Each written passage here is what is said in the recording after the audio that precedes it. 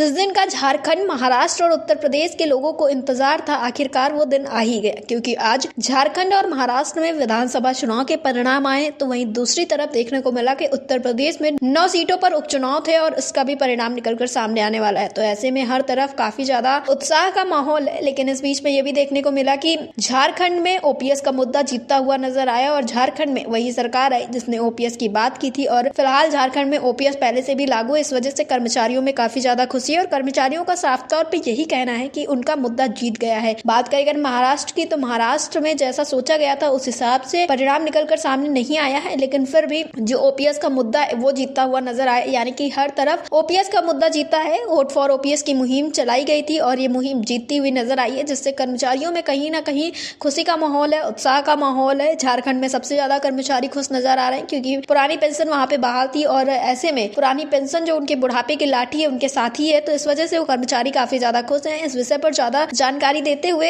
NM OPS Bihar राज्य के पदाधिकारी संजीव तिवारी ने क्या कुछ कहा, आप भी सुनिए। संजीव जी, आपका हमारे चैनल अटल टीवी पे बहुत बहुत स्वागत है।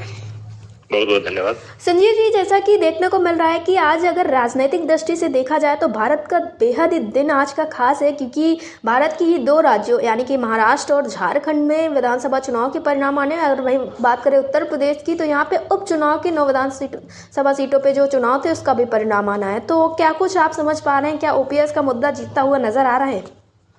बिल्कुल, पेंशन के मुद्दे पे, पेंशन के मामले पे जो हम लोगों ने चुनाव झारखंड में देखा था जी, हमारे मुद्दे की जीत हुई है झारखंड में। झारखंड में जो परिणाम दिख रहा है आता हुआ जी, वो हमारे मुद्दे की जीत को बता रहा है जी।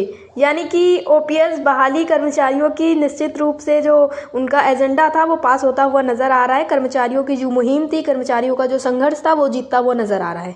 निश्चित रूप से कर्मचारियों की मांगे मानकर झारखंड की तत्कालीन सरकार ने बेहद अच्छा काम किया और उसका परिणाम आज उनको सामने दिख रहा है। जी, महाराष्ट्र के लिए आप क्या कुछ कहना चाहेंगे, क्योंकि महाराष्ट्र का परिणाम हमारे अनुरूप नहीं रहा, हमारी आशाओं के अनुरूप नहीं रहा जी, लेकिन झारखंड में हमारे मुद्दे की जीत हुई है। जी, आप बिल्कुल ठीक करें। लेकिन जैसे हरियाणा में जैसा कि कर्मचारियों ने सोचा था परिणाम वैसा नहीं रहा था, लेकिन देखने को मिला कि जो मुद्दा, सिर्फ अगर ओपीएस के मुद्दे की बात करें तो वो मुद्दा जीता था, सरकार भले ही किसी की बनी हो।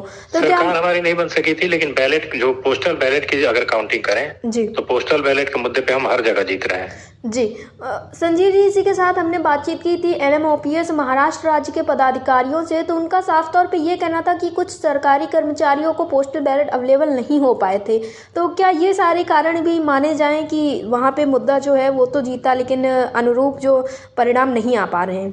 कई जगह कुछ तकनीकी समस्याएं हो गई थी जिसके कारण उनको पोस्टल बैलेट उपलब्ध नहीं हो पाया था। जी, फिर भी अभी अगर सिर्फ पोस्टल बैलेट की बात करें तो वहाँ भी हम लोगों की जीत हुई है, महाराष्ट्र में भी। जी, संजीव जी, अब चुनाव का माहौल बस खत्म ही हो जाएगा आज से कहा जाए तो। इसके बाद अब 15 दिसंबर एक अहम दिन होने वाला। हाल ही में हमने बातचीत की थी विजय कुमार बंधु जी से, तो उनका साफ तौर पे ये कहना था कि 15 दिसंबर को जो महाधिवेशन रखा गया उसकी तैयारियां जोरों शोरों से चल रही हैं और जिसमें मुख्य मुद्दा यूपीएस एनपीएस के साथ साथ निजीकरण भी जोड़ा जाएगा। तो क्या बिहार से भी आप लोग वहाँ पे पहुँच रहे हैं? बिल्कुल बिल्कुल बिल्कुल, बिहार से हम लोग बड़ी संख्या में वहाँ पहुँचेंगे। जी, बिहार में निजीकरण का विरोध आप लोग किस तरह से कर रहे हैं, क्योंकि एनपीएस यूपीएस तो मुद्दा रहा ही है, लेकिन निजीकरण का भी विरोध जोरों शोरों से किया जा रहा है? निजीकरण का विरोध जरूरी है क्योंकि अंततः ये निजीकरण के कारण ही एनपीएस यूपीएस लेकर चल रहे हैं। जी, कहीं ना कहीं ये कॉर्पोरेट के दबाव में ही एनपीएस यूपीएस की बात कर रहे हैं। जिस दिन ये कॉर्पोरेट के दबाव से मुक्त हो जाएंगे उस दिन अपने आप ओपीएस पे आ जाएंगे। जी, संजीव जी, इसी के साथ आप अपने झारखंड के साथियों को क्या कुछ कहना चाहेंगे कि परिणाम बहुत ही अच्छे निकलकर सामने आ रहे हैं? झारखंड के साथियों का आंदोलन बहुत जबरदस्त था। मैं उस आंदोलन में शामिल था जिस दिन झारखंड के मुख्यमंत्री ने ओपीएस की घोषणा की थी। संयोग से उस दिन हमारी पूरी टीम वहाँ थी जी, और वो अद्भुत दिन था और बिल्कुल अनुशासित तरीके से झारखंड के साथियों ने आंदोलन को रूप दिया था जी, जिसका परिणाम आज उन लोगों के सामने है। मैं उन्हें बहुत बहुत बधाई देना चाहता हूँ। जी, संजीव जी, एयरटेल टीवी से जुड़ने के लिए बहुत बहुत धन्यवाद। बहुत बहुत धन्यवाद।